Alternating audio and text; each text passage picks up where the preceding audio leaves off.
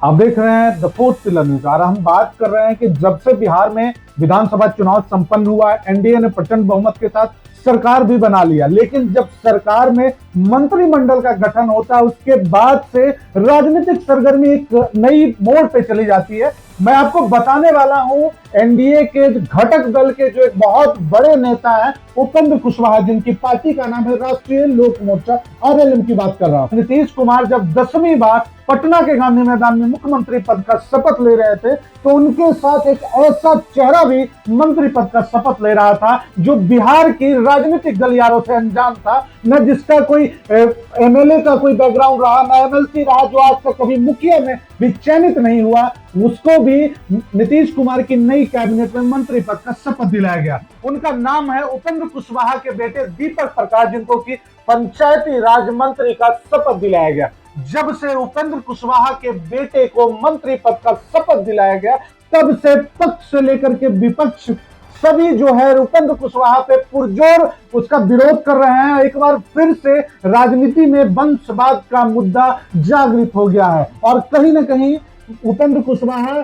पक्ष और विपक्ष दोनों के घेरे में आ रहे हैं। इसका बहुत बड़ा ये प्रभाव ये देखने को मिला कि उपेंद्र कुशवाहा की खुद की पार्टी राष्ट्रीय लोक मोर्चा पार्टी के दिग्गज नेता और पुराने नेता ने आज प्रदेश भर के करीब जो राष्ट्रीय लोक मोर्चा के प्रदेश भर के करीब 2 दर्जन नेताओं ने एक साथ उपेंद्र कुशवाहा को अपना त्याग पत्र सौंपा है। यानी कि उपेंद्र कुशवाहा जो राष्ट्रीय लोक मोर्चा के राष्ट्रीय अध्यक्ष हैं, उनके जो राष्ट्रीय उपाध्यक्ष जितेंद्र नाथ थे, जो लगातार 9 वर्षों से उपेंद्र कुशवाहा के साथ अपनी राजनीतिक यात्रा को लेकर चल रहे थे, जो राष्ट्रीय लोक मोर्चा के मजबूत स्तंभ माने जाते थे, उनके साथ करीब 2 दर्जन वरीय नेताओं ने उपेंद्र कुशवाहा के सामने अपना त्याग पत्र इस्तीफा सौंपा। और कहीं ना कहीं जो है राष्ट्रीय लोक मोर्चा के वरीय नेताओं के दिलो दिमाग में ये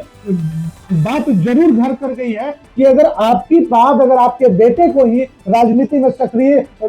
भूमिका दी जाएगी तो फिर कार्यकर्ताओं की इस पार्टी में जरूरत कहां है। जितेंद्र नाथ ने इस्तीफा पत्र लिखते हुए उपेंद्र कुशवाहा को बड़ा भावुक अंदाज में कहा कि महोदय, हमने 9 वर्षों तक आपकी और पार्टी की सेवा की, लेकिन कई संगठनिक विषयों पर हम एकजुट नहीं हो पाए और हमारी समर्थक उसमें हम उस पर अपना सामर्थ्य नहीं जता पाए, इसलिए अब हमारे लिए इस पार्टी से त्याग देना ही हमारे लिए ज्यादा सही होगा। और इतना ही नहीं, राष्ट्रीय उपाध्यक्ष के साथ साथ कई प्रदेश अध्यक्ष प्रभारी हो गए, कई जिला के जिलाध्यक्ष, जिला सचिव, कई प्रवक्ताओं ने ही एक साथ, यानी कि उपेंद्र कुशवाहा को बहुत बड़ा झटका लगा है। और इसका सबसे बड़ा वजह उपेंद्र कुशवाहा जो स्वार्थी हो गए अपने खुद के बेटे को लेकर, उन्होंने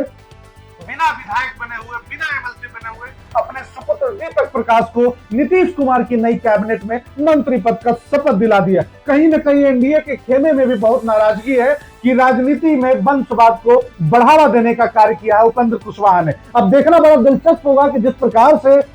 राष्ट्रीय लोक मोर्चा के वरीय नेताओं ने उपेंद्र कुशवाहा को एक साथ संयुक्त रूप से इस्तीफा सौंपा है, अब उपेंद्र कुशवाहा की प्रतिक्रिया क्या होगी आगे, किस प्रकार से वो अपनी पार्टी को आगे लेकर चलेंगे। जब मीडिया के माध्यम से पक्ष और विपक्ष उपेंद्र कुशवाहा को वंशवाद का ठप्पा लगाकर ट्रोल कर रही थी तो उपेंद्र कुशवाहा ने कहा था कि उनके पास व्यवस्था थी कि पार्टी को आगे ले जाने के लिए अपने बेटे को आगे लाना उनकी व्यवस्था थी। अब बेटे को आगे ले जाने के लिए आपने बेटे को मंत्री तो बना दिया, लेकिन आपकी पार्टी नहीं बची। मुझे लगता है कि राष्ट्रीय लोक मोर्चा के वरीय नेताओं ने उपेंद्र कुशवाहा को अपनी नाराजगी और अपने भावुक अंदाज में जिस प्रकार से इस्तीफा सौंपा, उपेंद्र कुशवाहा के दिमाग में ये बात जरूर गई होगी कि जो फैसला उन्होंने स्वार्थ में आकर के, लालच में आकर के, अपने पुत्र मोह में आकर के जो फैसला लिया, ये कहीं न कहीं उनकी पार्टी को बर्बाद करने का एक बड़ा वजह बन सकता है। और इस प्रकार की खबरों को लगातार देखते रहने के लिए आप हमारे साथ बने रहें द फोर्थ पिलर न्यूज के साथ।